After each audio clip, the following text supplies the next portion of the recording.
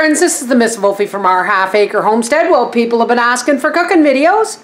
So today, I'm gonna show you how to make a healthy meal, delicious meal for 3 people with 1 steak. Let's get started.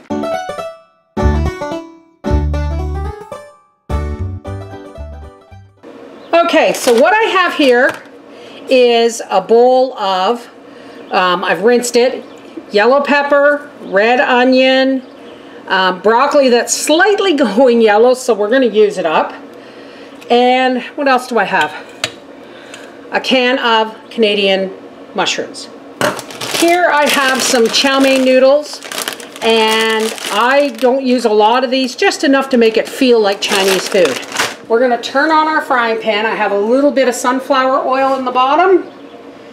And we're going to give this a bit of an oriental flair. I have some ginger and garlic, a little bit of oyster sauce, a little bit of sesame oil. Now, 2 weeks ago, Nan bought 4 of these steaks, and there were only 3 of us. So, I slipped one in the freezer. Isn't that beautiful? But before we start cutting that up, and I'm just getting the pan hot, like I said, a little bit of sunflower oil, and you don't use a lot, just a couple of drops, maybe a half a teaspoon of sesame oil, and we're going to save the oyster sauce until that all heats up. Now we're just going to slice the steak. Now this is a thick piece of meat. What I want to share with you is a secret. Take your meat out a couple of hours before dinner if it's in the freezer, but let it stay partially frozen when you cut it. It makes it so much easier to slice. And yes, folks, leave that little bit of fat on there. Gives it wonderful flavor.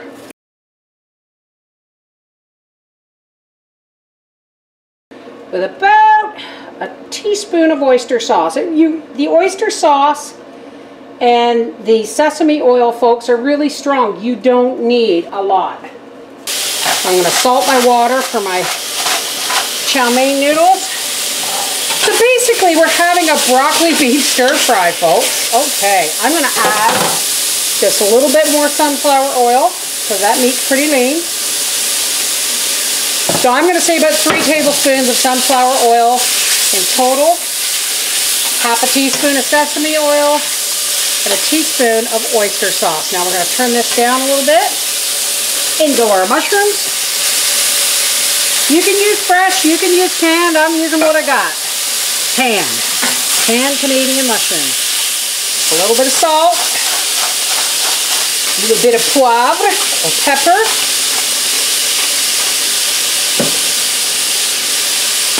and a generous sprinkling of the sweet and the ginger garlic seasoning.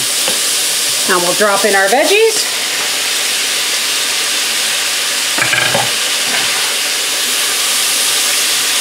We're just going to put a lid on these to sweat out the veggies. Isn't that beautiful, folks? And when this is ready and the noodles are cooked, all I'm going to do is boil my chow mein noodles for about 3 minutes. Oh, if you could only smell what the mama's cooking. Just going to put a lid on that, turn it right down, and just let it marry for about 10 minutes. Okay, the noodles are boiling. The broccoli still has lots of color. So we're just going to give a couple of shots of non-GMO Bragg's liquid soy seasoning. And our noodles are boiling. So as soon as they are ready, we are going to dish some up, and you are going to get your thumbs up from Nan, I hope. Nan's appetite's been a little bit fussy, so we're not going to overfill her plate. But we're just going to do some of these lovely chow mein noodles. We're just going to scoop up some of this lovely dinner. We're just going to pour some sauce over that. And we'll take that to Nan. Made with that last piece of steak that you bought. It's hot, Mom. Delicious. Very, very good. Thanks, Mom. This is the Miss Wolfie from our Half Acre Homestead saying if you got 1 steak and 3 people, throw in some seasoning and some vegetables and some noodles. It's delicious, nutritious, Simple and inexpensive. Take care. God bless.